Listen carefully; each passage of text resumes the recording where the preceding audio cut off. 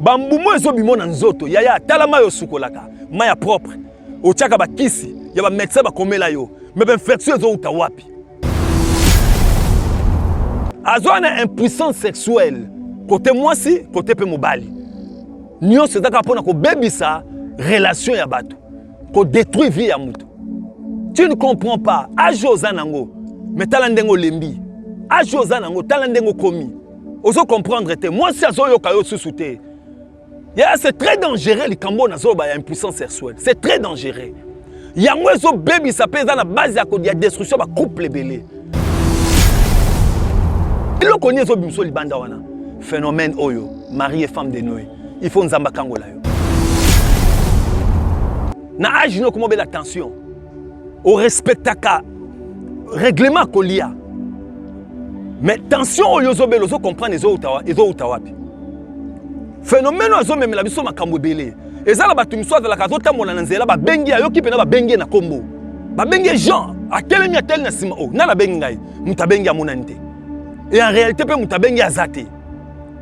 Phénomène mari et femme de nuit qui te contrôle jour et nuit. Ozaki na 25 ans, sali 10 ans fiançailles comme na 35 ans. Vous voyez? Azome mayo de sorte que vino e comme en retard. Makamwe comme en retard, musale comme en retard, kobote comme en retard. Azome mon petit à petit la ménopause.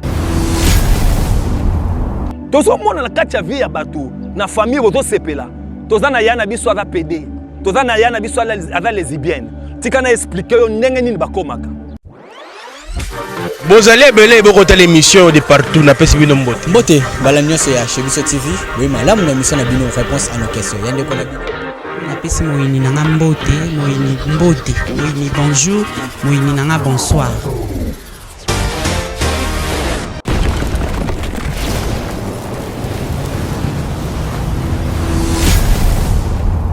Chebiso Télévision, chaîne Oyo Ekokani na yo. Gloire à Dieu, bien-aimé dans le Seigneur, shalom. Nzamba pambola bino, biskano so bozo landa biso, partout dans le monde. Lelo nanzela na Chebiso Télévision. Nzamba permettre tokota na kati ya famille na bino, tokota na kati ya bandaku na bino, pona ko solola na bino, phénomène moko très important oyo eza ko nuire ba vie ya bato belé na ignorance, eza ko nuire ba vie ya bato belé sans le savoir. Ba vie ya bato belé lelo et bébé telemi à cause ya phénomène otongito solola ngai na yo lelo. Nalingi esiko zali papa benga mama, mama benga papa, bo benga bana, bo vanda ensemble bolanda matea ona bokebi parce que Nzambe alingi asolola na yo. C'est un message oyo Nzambe a inspiré kingai, penza mapesa kingai remède ya message oyo pona kote ya yo pe komema yo na délivrance ya vie na yo. Avant tout naza ko pambola nanu en Chebiso TV Nzamba pambola bino pona opportunité bozo pesa biso et puis nazo pambola ye moko chic Nzamba pambola yo avec ba vision ba projet oyo za nango belé pona chaîne oyo ekene liboso vraiment Nzambe apambola yo pe na pamboli équipe technique mobima o baza ko landa biso o baza ko sunga biso pona image ekomela bino. Nalingi d'abord to sambela avant nakota na kati ya matea na nga mais telema yoka makamo oyo c'est très important tozo parler suite ya phénomène femme et mari de nuit. Donc suite nango yangoyo Olanda qui première partie, deuxième partie yangoyo parce que nous avons compris que bato belé bazo tambola menzo kande phénomène oyo c'est simba bango et c'est lata bango et c'est telemisa bango mais bazo comprendre te bazo yebate que eza phénomène déjà na base ya bitumba pe ya beshek belé na kati ya vie na bango na lingi na nto sambela esiko zali okangi misu to bondeli kolo na pesi yo merci pona bolingo na yo kati na mitema na biso tika maloba na lelo Nzambe et trouver esika na kati ya bomo ya mama ya papa ya mwana oyo azolanda ngai pe miracle na yo ezala accompagner na kombo na Yesu na bondeli boye amen. Tobeteli kolo maboko makasi esika ozali betela nkolo maboko merci Nzamba pambola yo. Vous êtes en direct avec l'homme de Dieu l'apôtre Pierre Kitete Chaumba. L'apôtre Pierre Kitete Chaumba. Nazo profiter avant tout au son numéro de téléphone pour aussi bango déjà peut-être que vous avez une question, peut-être que vous avez une préoccupation moko, tous en apona ko sunga bino. Au bengi biso na plus 243 89 35 68 266. Nzamba pambola yo. Nalobi tozo parler sur phénomène mari et femme de nuit. Mais dans la suite, il y a première partie. Ba o bazwa ki libakwa ko landa première partie, pe ba o ba bengaki nzamba pambola parce que aujourd'hui, nous sommes en train de témoigner plus de 87% ya batou bazala ki na attaqué, bazala ki saisi, frappé na phénomène wana, mais lelo nzambe akangoli bango. Na pamboli batou o bazana États-Unis ba bengaki nzambe akutana na bango batou bazana France, na Allemagne partout, nzamba sali makama minene 4 na bomo na bango. Etikali peut-être yo nanu o yoki maloba oyo te menaza ko conseiller yo olanda yango pona o comprendre yango malamu. Gloire à Dieu nzamba pambola yo. Lelo tongi to parler sur le manifestation. Il y a phénomène mari et femme de nuit. Donc première partie toloba qui sur origine nango, toloba qui sur conséquences, peut total ça qui délivrance nango et zalaka ndenge nini. Mais l'autre on parler sur les manifestations. Pourquoi on parler sur les manifestations? Parce que nous avons compris que ezana batu et belé bazo bika ba manifestation ya ba phénomène femme et mari de nuit, mais bazo ebate que eza esprit wana mutu eza ko dominer bango, eza esprit wana mutu kangi bango, eza esprit wana mutu etelemisi bango. Voilà pourquoi tu vas parler sur le manifestation. Nalobaka toujours na bato que fièvre eza maladie. Okoki otuna docteur médecin na yo akoyebisa yo. Fièvre eza la maladie te. Fièvre ezali symptôme o ezola kisaki maladie eza na nzoto. Gloire à Dieu. Nzamba pambola yo. Donc ba problème o yozo traverser wana. Eza maladie te eza fièvre. Ezo talisa yo ke quelque chose eza na nzoto na yo. Fièvre eza talisa ke maladie na nzoto. Donc infection eza na nzoto na yo. Parce que infection noso e provoquaka fièvre. Même mutu soka zoki pota, mutu avimbi, mutu asali kamoko bo il faut kaka et se manifester na fièvre.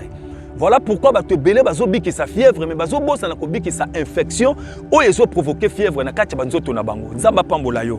Lelo nzamba sali yo grâce na nzela na mateya oyo pona ko biki sa ka fièvre te o ezo tungisa yo mais ko kene ko détruire infection o ezo ko provoquer fièvre de sorte que na vie na yo obela obika o sentir le sous infection wan o sentir le sous fièvre te na nzoto na yo. Poto kene ko détruire to kene ko tumba to kene ko bebisa infection o ezo ko provoquer ba réalité nyonso oyo zamba pambola yo. Tozo parler sur le phénomène mari et femme de nuit.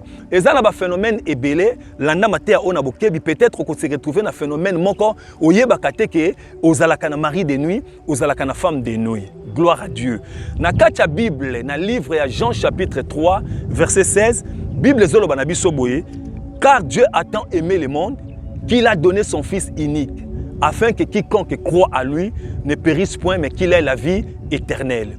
C'est-à-dire nzambe alingaki mokili na yena la kisao bolingo na nzambe pona bomo na yo de sorte que ba conséquence o yozo vivre ba phénomène o yozo vivre o comprendre que za bolingo na nzambe te o comprendre que za main étrangère ndezo ya kolinga ko étouffer vie na yo ko telemisa yo sur tous les plans ya vie na yo. Voilà pourquoi zo forcer malgré intelligence aux anango osa ko forcer malgré famille réputation malambo za na famille riche bobima nango mais yozo comprendre te makambo nyonso yo sala kana vie et simba kate o bandaka likao malamu mais osuka ka mabe o bandaka commerce malamu mosuka ka kokoyaka obandaka affaire moko malamu musala malamu mosuka kaka na ba échec. Pourquoi? Parce que ezala ba phénomène oyo tozo parler na yo lelo oko comprendre que yango nezo telemisa vie na yo yango nezo provoquer fièvre na kati ya bomo na yo yango nezo telemisa permettre te yo kende liboso. Nzamba pambola yo.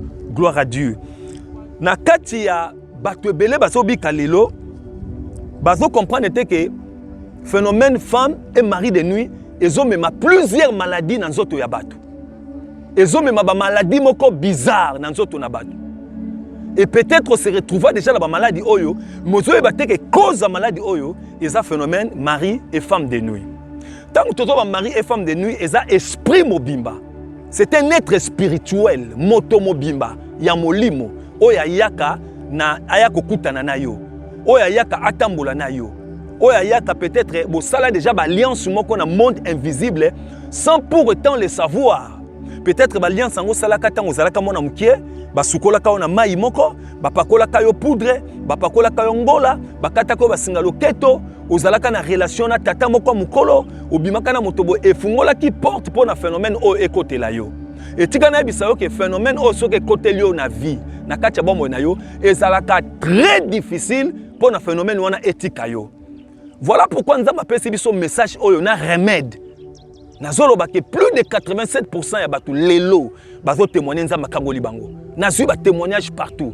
Maman moko lobi nga kutuke papa nga koma ola na pantola jean soki na kangi parce que chaque fois soki na lali nazo remarquer na tongo ke na bimaki na mobali. Et puis nazo remarquer tali pena nzoto moli pa ke nzoto ya mwasi auti ko bimana mobali. Maman zo comprendre te bilamba nyo selongwaka. Et maman zo ki décision a somba jean ya makasi, jean à kilo. A komola ta jean na ceinture ya cuir, ya poso nyama. Azokanga. Mais malgré maman zo sala boye na tongo ko la muka jean elongwe. A remarqué pena ke mobala auto tambola na ye. Mais tala maman o lela zo témoigner. Nzamba kangoli azula la bapongi doux agréable ndenge nzambe a promettre biso. O elonga te. Nzamba pambola yo. Yo pozo la nanga na ngebisa yo ke nzamba ko sana bomono quelle que soit dimension ya phénomène oyo à côté la yo. Merci. Tozolo ba ke eza être moko spirituel oyo ayaka na vie ya mutu mais être ona ayaka pambate. Ce qui être ona zoya c'est que zaki na alliance. Ce qui être ona zoya c'est que zaki na collaboration. Ce qui être ona zoya c'est que zaki na dialogue. Et zaki na cérémonie moko esalamaki oyo permetaki que na être ona aya na kati ya vie na yo. Être ona ayaka périodiquement. Être ona kokoya na année moko 3 fois, akoya pe après 2 ans, après 3 ans, 4 ans, aye atikio mais azalaka na yo toujours. C'est un être spirituel. Mais après na batu misusu parce que tozana déjà ya ba mari et femme de nuit. Ba misu ba yaka périodiquement, ba misu ba yaka par mois par exemple 3 fois, 2 fois, misu pe chaque jour azoya. Mais après na misusu ba yaka na bango te. Omona kayete. Ayaka na été mais ozo vivre ka ba manifestation. Ozo vivre ka ba conséquences moko négatives na vie na yo. Et conséquences wana nde ezola kisake moi si to mobala buto azana yo. Nalobaki na premier chapitre que bit na ezala ka pona ko détruire pe ko boma. Ayaka ka na bit ya mibale. Mi satute ayaka pona ko détruire, ayaka pe pona ko boma. C'est-à-dire azo détruire oyo construisaki. Ce qui a détruit et que Monique a détruit na suka achevé yo. Nzamba pambola yo. Et on peut se retrouver. Peut-être yo mona kayete, o la kano pongi malamu mais ozo remarquer ka ba conséquences moko na musala na yo, na santé na yo, na ba relation na yo. Ba conséquences moko négatives. Nde na zo biso ke ba conséquences oyo benga na numéro na pesio et koki oza la phénomène oyo nde adako dévier destiné na yo. Azo détruit oyo tongaki. Nzamba pambola yo. Na lobi ke ayaka na ba maladie ebele na kati ya nzoto ya mutu. Ayaka na maladie lokola la stérilité. Au moins une stérilité. Tous dans la stérilité en physique, tous dans la réalité spirituelle. Stérilité physique et la stérilité au mutu, azana complication pour na concevoir. Ce qui a pas au docteur a la moni peut-être azana maladie quelque part, docteur a commis l'antibiotique. Et maladie on attend au comme la kiss maladie sili et au kuta la mobile na yo zemi koti. Mais ezana stérilité spirituelle mususu. Oye ezalaka ke mutu ake pas docteur atali. Docteur alobi oza bien capable ya kobota. Docteur atali mobali na yo. Alobi oza bien capable ya kobota. Mais bon vandi 5 ans, bon vandi 10 ans, moi nazo yate 15 ans, moi nazo yate. Wana eza ba stérilité spirituelle. Oyo phénomène a bébisi déjà libumu ya mutu. À tel point que microscope ya docteur comme on a maladie. Échographie comme on a maladie.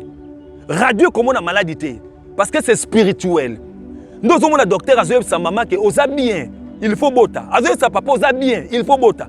Mais couple va vendre 10 ans, couple va vendre 15 ans, bazo koka ko concevoir te bazo comprendre te. Et ça moko ba phénomène oyo nde azoya. Pona ko luka ko détruire libota na yo. Na lobi bit na ezala mibale ko détruire na ko boma. Azo même stérilité na kati ya vie ya ba foyer ya batu na unique raison ya ko détruire foyer. Ko kabola foyer. Parce que ceux qui mobile azana femme de nuit. Yeba que femme de nuit wana azalaka jaloux mingi ko le kabasi ya mokili. Très jaloux. Abando ya chaque fois ko contrôler mobile na ye. Soka moni mobile azui fiancé. Azotala. Soka moni mobile azui fiancé soit a okende a babysit mobile ako pakole solo. Ya nzoto na nzoto mobile ako boa ke la yeba escrément de sorte que fiancé comme au mona mobile na ye ka baby. Au commis vilain, au commis mabé, et l'on échangé, au commis solo, fiancé comme me ba parfum, à comme me ba brosse à dents, ba dentifrice, oso comprendre te. C'est que à remarquer lo comme qu'on a katia vie na yo. Et au fur et à mesure, Azako persévérer comme mélo, savon, bilo comme alam, parfum, pour na solo ane si la lokola solo ane spirituel, et si la kana parfum te. Mais à la fin de compte, au monde alibala ane sanini et kabwani. Ton monde a fiancé msou avant 10 ans. Tant ou ka balani une année, mobala koi maladie, peut-être koi paralysé, asali AVC, ton monde sa koi maladie. Et ça moko phénomène oyo, et ça ko détruit. Tellement ça jaloux mingi soit moni bo persévérer dans la relation na bino. Akobo ma moi si, akobo ma pe mobali. Ako déformer moi si, ako déformer pe mobali. Nzamba pambolo zona na makamu ko comprendre. Azona ba maladie lokola ya sida. Et ça na ba tumiso azo comprendre te. Asaline ma bête, abimine na mutute. Mais ayoki malaise na nzota ke hôpital bazo bise kata na sida. Azo tu na sida e uti wapi. Sida o nazala ngwe uti wapi. Asaline pe banzaka na ba biloko batute. Amiba telaka. Mais sida o nga nazala ngwe uti wapi. Eza moko ba phénomène ya mari et femme de nuit. Pas oya pona ko détruire. Ayaka pona obongisa te. Voilà pourquoi la talisio bolingo na nzambe na Jean chapitre 3 verset 16. Dieu a tant aimé le monde. Pe apesi biso mwana na potobika na ba phénomène oyo. Nzamba pambulo zola na makasi. Azona ba maladie lo quoi infection. Tu ne comprends pas, tu respectes ba règlement ya santé sanitaire, ozo respecter. Mozo comprendre te ba infection na nzoto na yo. Ba infection bimo mais là ba kisi ndenge na ndenge mais ba infection aussi la te. Nzoto eza ko déformer, nzoto ezozwa sens mususu. Ben infection bimi ba tala ba docteur ba tala me ba comprendre te mais là ba kisa ndenge na ndenge. Mais maladie aussi la te. Phénomène mari et femme de nuit. Wana ezali mari ou femme de nuit o ayaka te. Ya tikeloka ba benga un mauvais sort accueilli. Azo contrôler na musika. Eza lokola papa bali moi ça voyager 10 ans en Europe. Bazaka na relation mais ba mona na kate. Mais papa zo tina mbongo, papa zo tuna bana, papa zo lande évolution ya moi sina ye 10 ans en Europe. Atina ayaka te. C'est pareil avec ces phénomènes. Donc aza mutu moko oyo ayaka na yete, mais atikeli oka mauvais sort. Abwakeli oba infection. De sorte que partenaire mususu alula yo te, partenaire mususu alinga yo te. Voilà le problème qui se passe. Bambumo ezobimo na nzoto yaya talama yo sukolaka maya propre otiaka bakisi ya ba médecin bakomela yo mais ba infection ezo uta wapi babwakele babenga un mauvais sort babwakele un mauvais sort azwana impuissance sexuelle côté mwasi côté pe mobali nyonso ezaka pona ko bebisa relation ya bato ko détruire vie ya mutu. Tu ne comprends pas ajoza nango mais tala ndengo lembi ajoza nango tala ndengo komi ozo comprendre te moi si azo yoka yo susute ya c'est très dangereux les kambo na zo ba ya impuissance sexuelle c'est très dangereux yango ezo baby ça pesa na base ya destruction ba couple belé nde tozo mona basi msu bazo bima libanda azanga ki ko kanga motema ozo mona mobali msu azo bima libanda azanga ki ko kanga motema eloko ni ezo bimso libanda wana phénomène oyo mari et femme de nuit il faut nzamba kangola yo il faut nzamba kangola.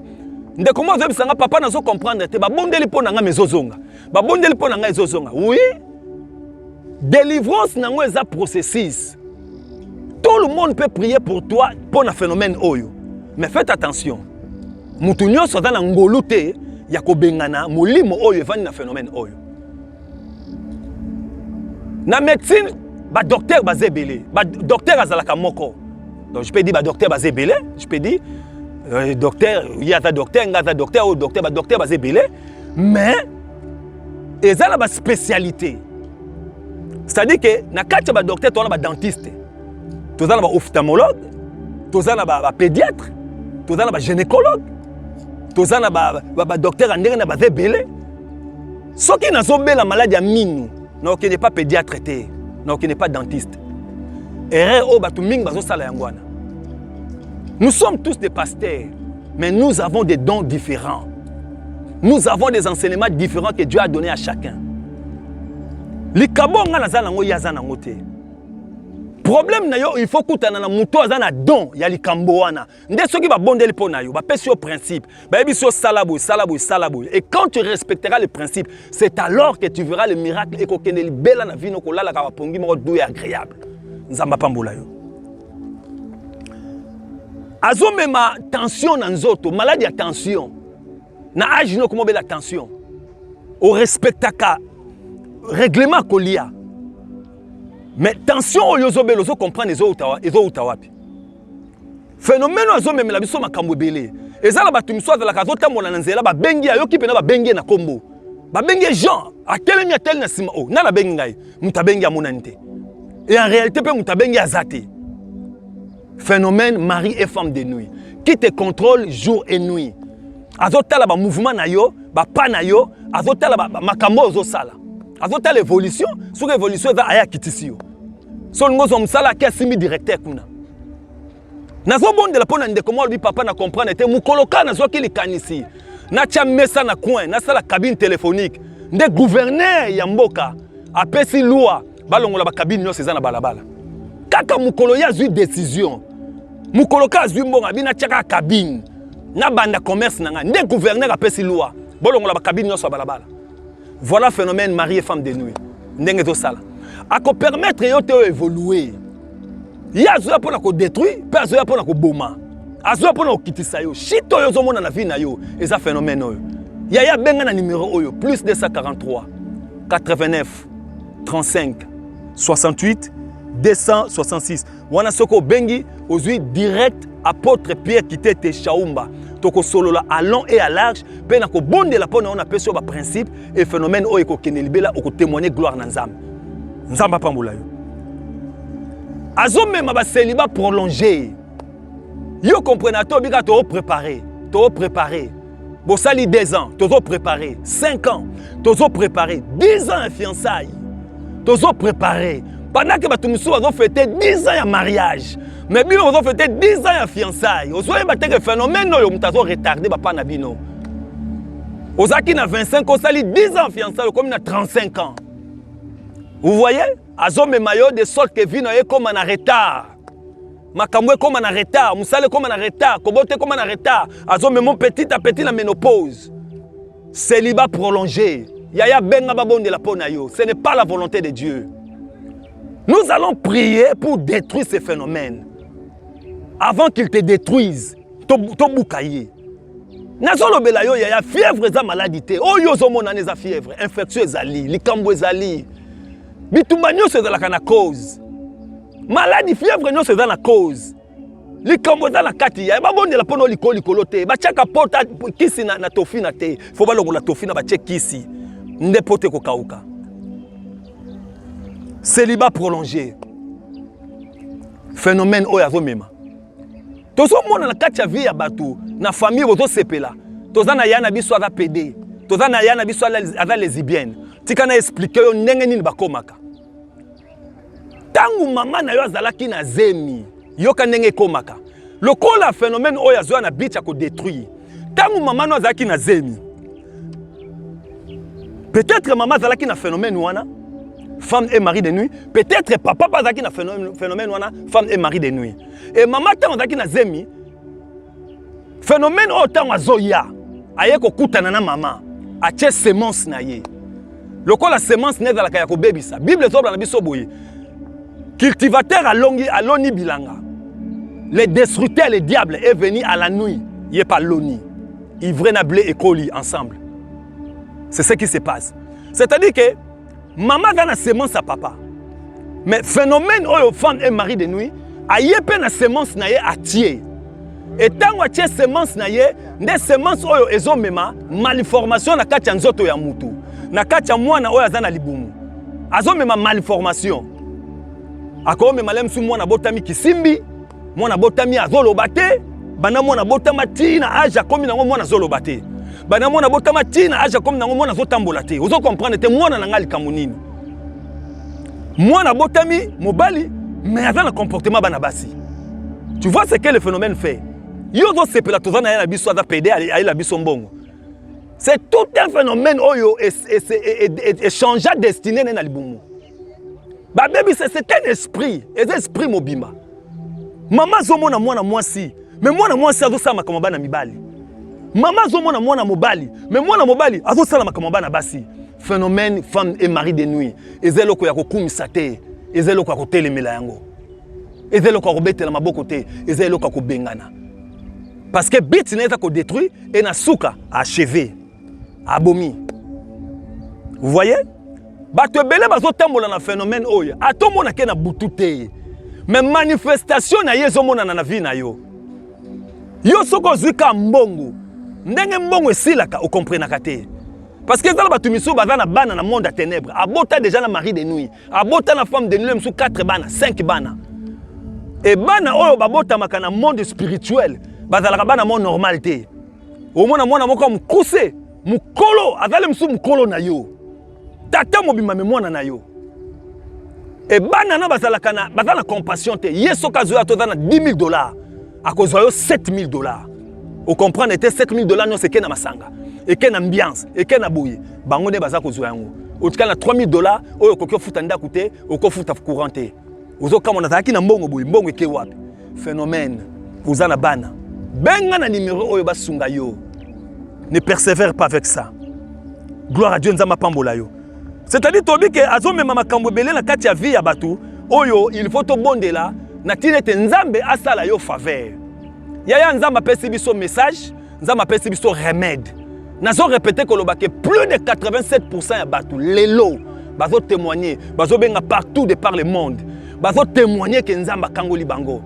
Bato vi na bango ezaki ya kokita. Lelo bato bazwi misala, lelo bato bazwi ba papier, lelo bato bazaki na impuissance na opambola nzambe pona papa moko na Canada. Abi nazo comprendre te tanka to bondeli. Na yoki makasi na ngezongi na bi gloire à Dieu. Ezaki phénomène oya contrôler qui vi na yo temps ebelé. Mais l'heure est arrivée. Oyo nzambe alingo sala makambo minene na kati ya bombo na yo. Ko désespérer te et ko permettre te que phénomène pe oyo a persévérer na vie na yo. Ce n'est pas une vie normale. C'est une vie anormale, c'est un être spirituel. Oya zoya na bit mi balé, ya ko détruit pe ya ko boma. Soka détruit a ko pe sa maladie ndenge na expliquer ba makambo zebele troisième partie ya mateya o ezali. Okolanda ngo ko comprendre. Papa, on s'est retrouvé dans makambo yo. Benga na numéro otobondela pona yo.